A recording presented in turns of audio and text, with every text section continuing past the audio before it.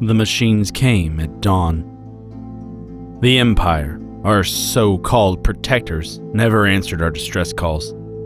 They left entire families to die while their soldiers drank wine and celebrated in their marble halls. But 4 survived. 4 bird people, addicted to the opium just to help them sleep through the nightmares. 4 souls who swore an oath in that frozen dark, an oath of vengeance. Ever wondered what happens when those 4 get their hands on nuclear weapons? Or are you normal? Our story begins in the far north of boreal forest where winter temperatures drop to minus 13 degrees and crops don't grow. Let's meet our survivors. Chelle, a fast learner, which is good, but also a complete coward, which is less good. But she doesn't need to be brave when she's behind 3 feet of stone wall and discovering nuclear fusion. Macintosh is a hard worker. He hates people, loves animals. So he'll be our rancher and our farmer, the one who will keep us fed when the cold kills everything. Weezy, who's also a hard worker, and there's no kind way to say this, is a slow learner. She's our constructor, the person building the walls that we hide behind, and let's try not to think about that too hard. Then we have Pan, a psychopath with only 2 skills in life: shooting and cooking, sometimes in that order, sometimes not. He's our hunter, our chef, and the one who won't lose any sleep over what we're about to become. Oh, and they're all addicted to opium. I modified Rimsenal's Harun xenotype because hard drugs felt more thematic than alcohol, and I call this mutation for the well-known bird species. The word. Yeah, you know the one. We build around a steam geyser for heat, and the basin's up too big. The geyser barely helps. We name our faction the Frozen Roosters and our settlement the Icy Nest. Am I getting better at names yet? You let me know in the comments if you've seen my other videos. Research begins on day 1. Randy immediately sends a cold snap, and the crops freeze before they even have a chance to sprout. Thanks, Randy. We love it. But he also gives. A crash colonist, a baseliner. Not a bird. She's scared, injured, begging for help. Well, she becomes lunch. You see, to a bird person, eating a human isn't cannibalism, it's just protein. A moving protein bar. And as I said, we're trying ranching. Sadly, our pig Clara, though, catches the plague and dies within days. I'm learning that animals in close quarters are just disease vectors with extra steps. Rest in peace, Clara. You deserve better. Better than we could give. Randy sends our first real test, a fungoid ship. Immortal fungus people with regenerative tissues, and the only way to kill him is decapitation. For a new colony, this is a death sentence, especially with just our infield and revolver. But look who's nearby. Enemy soldiers, a tribute collector with armed guards, the same empire that ignores our screams for help while the mechanoids tore our families apart. We shoot the fungoid ship, not to kill, just to anger, and we lead them directly towards the Empire soldiers. The guards open fire, and actually one of them goes down. The fungoids are weakened on the ground, but not dead. Pan walks up and removes their heads, one by one, and now they're dead.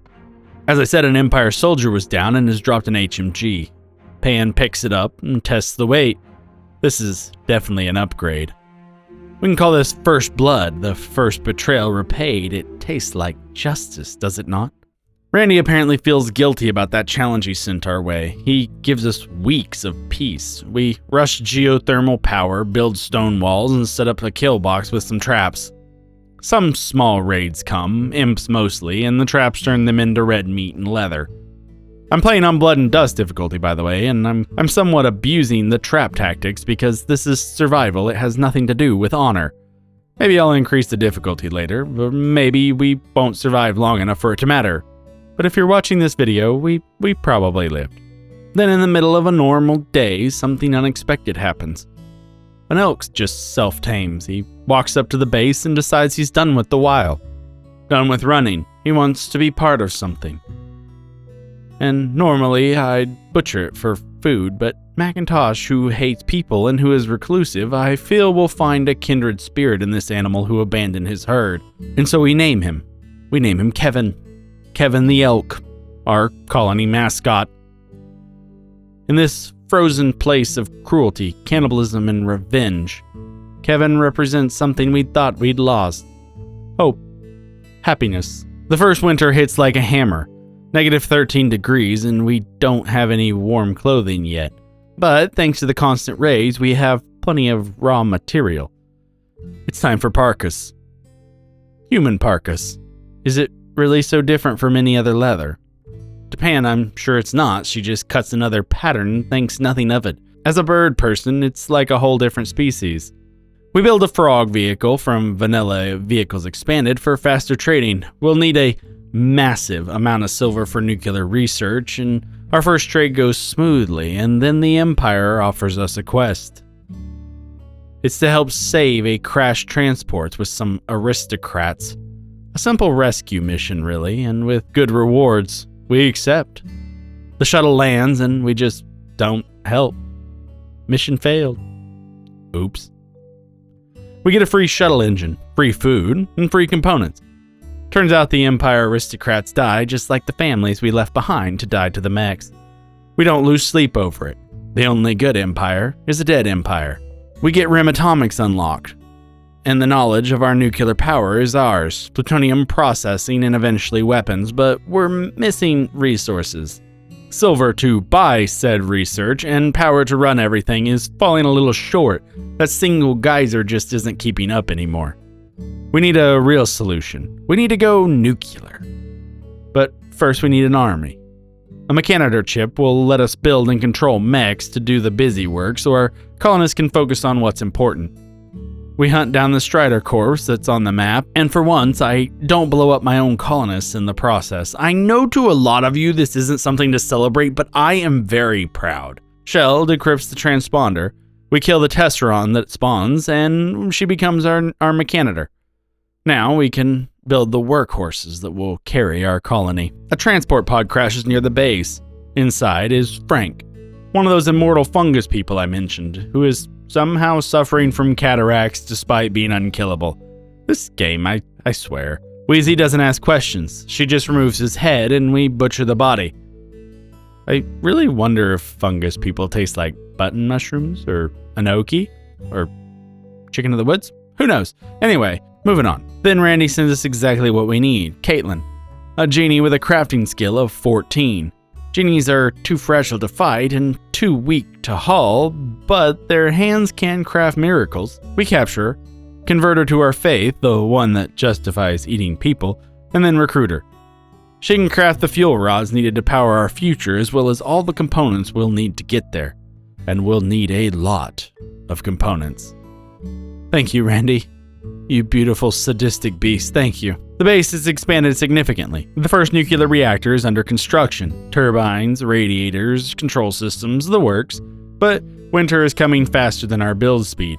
If we don't get the reactor online before the deep cold hits, everyone could freeze to death. It's as simple as that. Caitlin finishes being recruited just as the snow starts to fall, but it's too late. We've lost the race to winter.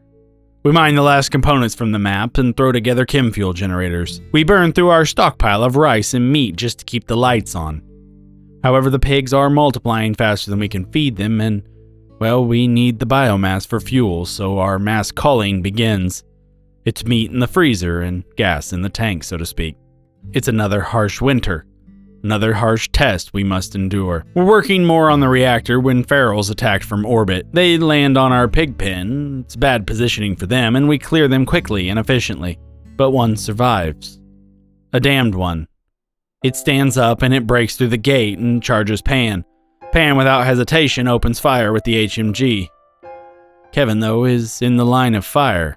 The bullets meant for the enemy tear through our mascot, our symbol of hope.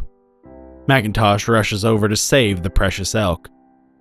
We get Kevin to a bed and start treatment. Macintosh and Chelle provide care, but Kevin, well, infection sets in. It spreads. We didn't get the meds to him in time. Kevin dies. Our beacon of hope in the dark turning to a harsh reminder of reality. Death comes for us all. We don't bury him, we can't afford to. He becomes the next meal, or the next jug of chem fuel to keep us all alive and living. Such is life on the Rim. That same night, because Randy is cruel, another raid arrives, and in that raid, it it has Steven. Steven is Weezy's lover. Turns out most of our colonists have lovers that they care about scattered across the rim, and that, though, is a problem for a functioning colony. So, as cruel as it is, they must fight their loved ones. Steven doesn't make it. Weezy gets to watch him die in the snow, and later Pan butchers the body for meat. I'm sure Weezy will be fine, though she might not eat from the fridge for a couple of days. Despite everything, despite Kevin, despite Steven, despite the cold and the death, we finally complete it. The command console goes down, Chelle activates it. Power, clean, abundant, unstoppable nuclear power. For the first time since landing, we are not just one bad day away from freezing. Kevin didn't die for nothing. The reactor stands because Macintosh worked through his grief. The fuel rods exist because Caitlin was captured instead of killed. The design works because Chelle researched through her fear. Survival is a team effort, even here on the rim. And in the aftermath of loss, something expected blooms. Weezy and Macintosh, both grieving people they loved and animals they bonded to, both of them scarred, find each other. They marry in a simple ceremony in this frozen wasteland surrounded by cannibalism and nuclear ambitions and revenge. It's two broken people who become whole.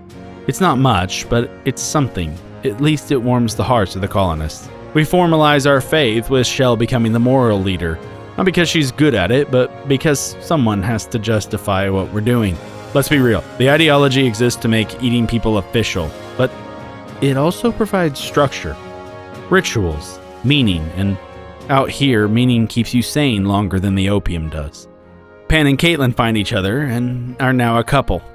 Everyone's paired now, but Chelle. Everyone has something to lose. We also acquire some serious weaponry upgrades.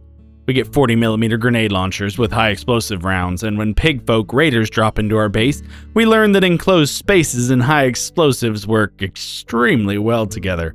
Pan's grenades demolish Chelle's room, killing the invading enemies. Chelle, I'm sure, is not thrilled, but Pan is unrepentant, and the walls can be rebuilt. People can't. Then we get our first proper mech cluster, but we've prepared. We have mortars now. Sam wanders into our colony that same day sent by Randy, and we send Pan out with binoculars spotting for Macintosh on the mortars, and the cluster is easily defeated. We have a new problem though. Sam is a crybaby because of some asthma that makes her throw tantrums. Also, we need to soft scan brains to unlock higher level advanced mechs. Soft scanning doesn't kill people, but it is agonizing and causes mood buffs. Randy sends Chaz, a 72-year-old with severe dementia. A pigfolk elder who crashes near the base, confused and I'm sure terrified. She won't fight back, and because of the dementia, we generally only have to worry about confused wanderers for tantrums. So we put her in her cell, and we scan her brain again and again. I'm starting to feel like I'm not the good person anymore, but we need the mechs, so we need the scans. Sorry, Chaz. Months pass smoothly. We have mechs mining deposits found by the long-range mineral scanners. Whoever recommended those in the comments, thank you so much. Raids come and are dealt with, either by the kill boxes or bombardment. Mech clusters we turn into scrap with the mortars, and the steel flows like water from the scanners. We unlock plutonium processing, and that takes us one new major step closer. We then start to upgrade to an X reactor and Zeus turbines, not because we want to, but because we can. Because the Empire never could. Because power is control, and we never will be powerless again. Unless, of course, there's a solar flare. Welcome to the Rim. I don't know what to say about that. Then the Rim reminds us that it doesn't care about our plans. Meteors from orbit. They crash on our base, and they destroy our nearly complete upgraded turbine and smash the control console. The power fails, and the starter reactor, now unsupervised, cracks a rod. By the time we realize what's happening, the batteries are dead, there's no power to restart the reactors, and we're in a death spiral. We tear apart power lines, shut down everything non-essential, beg the batteries for one more spark, just enough to bootstrap up and start our reactor. It works. Barely. We get the power back online moments before the heaters would have failed permanently, if you catch my drift, and crisis has been averted. For now. Immediately, because Randy is vindictive, a mech cluster lands with a weather controller to drop the temperature another 10 degrees. Good thing we got that power online. It puts us into negative territory on the temperature, but this is nothing new. We are built for this. This cluster has a high shield, and it's blocking our bombardment, so we'll have to wait it out. And during the wait, some medieval traders stumble into it and die fighting. At least they tried. The shield falls. We have one day. With Pan on the binoculars, Weezy and Chelle on the mortars, we fire our first volley, and it's a perfect direct hit on the weather controller, which activates the mech clusters and they charge our walls.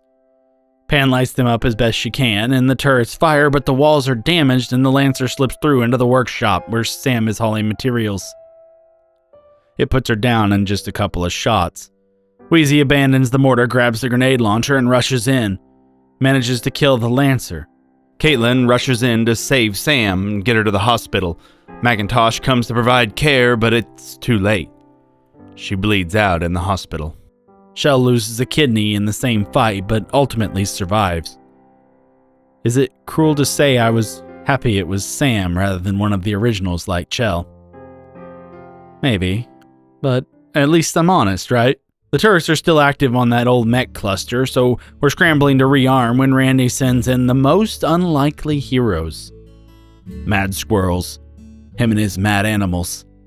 They charge the Inferno cannon like crazy, furious kamikaze pilots and get incinerated. But in doing so, they destroy the last mini-turret. Only the Inferno cannon itself remains. I have an idea. It's probably a stupid idea. I've never tried it before, but I land Macintosh in the shuttle within the minimum range of the cannon, so it's too close to be fired upon, and he beats it to death. Haha! Cluster defeated. Sam avenged. The mad squirrels will be honored, and we're moving on into the future. Baby Sam has aged to the age of 3. This is Caitlin's child. It's named in honor of our fallen comrade. It's time for hauling duty. He has inherited some good genes, though. Robust stomach, strong stomach. He'll survive this place. Probably. The colonists are complaining that we don't have a great shape for warship, so I make one. Out of uranium. And it just happens to be in the shape of a chicken. All praise the radioactive chicken. All praise the idol that delivers salvation, one gamma particle at a time. Subscribe to join the mighty chicken of the reactor and be bathed in its radioactive glory. Anyway, we need more advanced mechs, which means fighting the War Queen and acquiring advanced subcores made by rib scanning, which kills the person being scanned.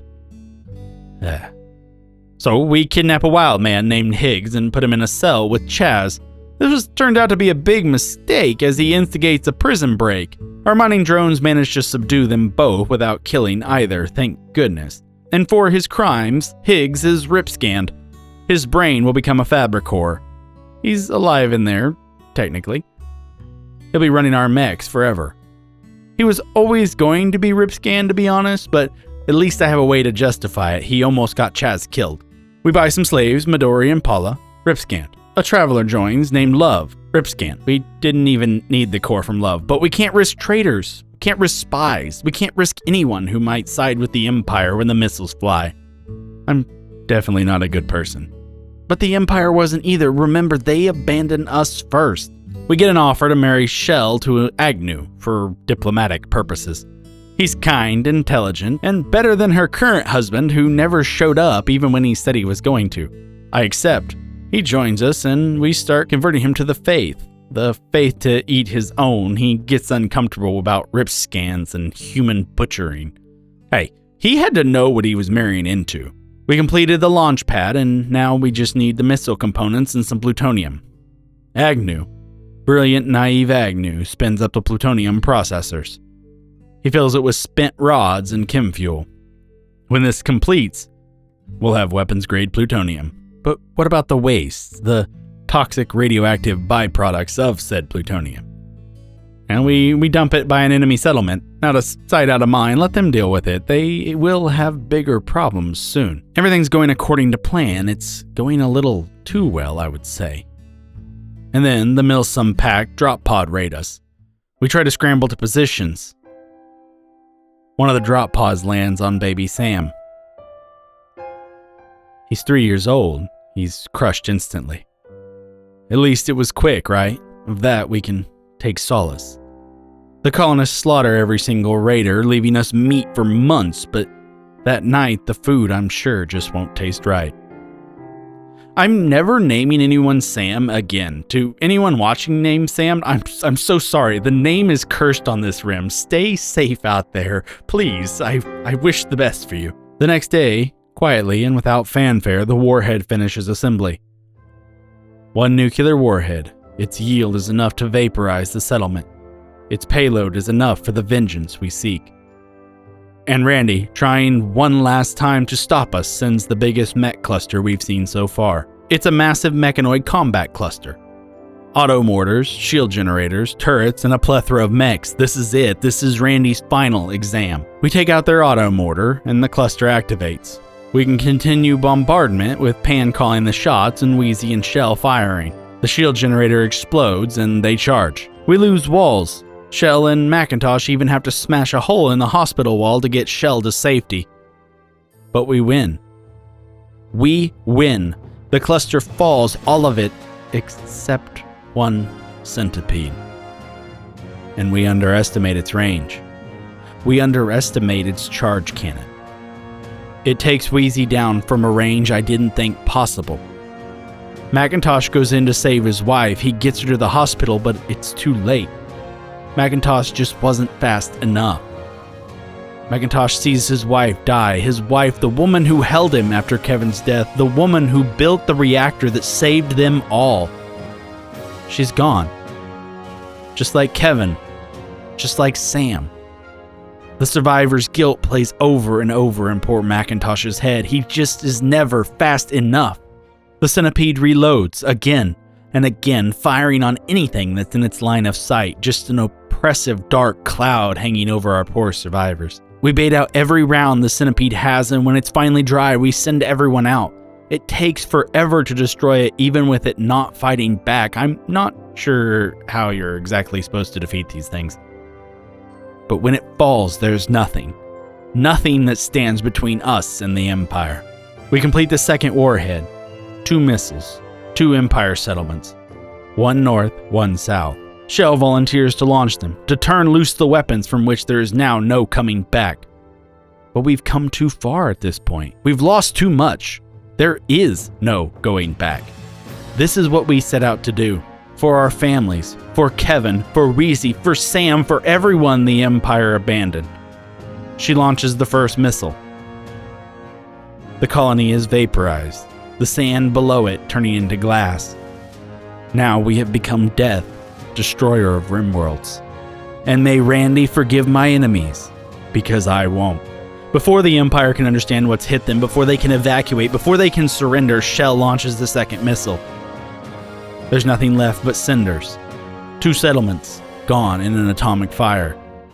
The Empire's armies vaporized, their cities glassed, their power broken. Revenge is cold, but so are we, and a new superpower rises. We, the frozen roosters, have risen. Winter settles in again. The reactor hums. The mechs continue their work. Macintosh grieves the lost.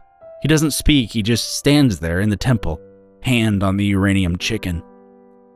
The others take their opium and try to sleep, try to forget, try to convince themselves that it was worth it. The Empire abandoned our families, left them to die while their aristocrats drank wine. So we gave them fire, we gave them death, we gave them a reason to fear. The frozen nest. Guys, thank you so much for watching. If you made it this far, you didn't just watch a video, you watched an experience and a story of survival, revenge, and the terrible cost of both that I had a blast writing. If you want more stories like this, hit subscribe. I'm at 300 subscribers right now, growing so fast, I am humbled. Thank you, and every single one of you, I love you. My Patreon, my X, and my mod list are going to be in the description. And also on my Patreon, I think I'm going to post another opening. I have a couple of 2 ideas for this one. And if you're still thinking about that radioactive chicken, you're already one of us. So go ahead and hit that subscribe button. Stay safe out there. Especially if your name is Sam. To all the Sams, I'm sorry. I wish for your protection. But without further ado, guys, I've been your host, Zonic. Peace.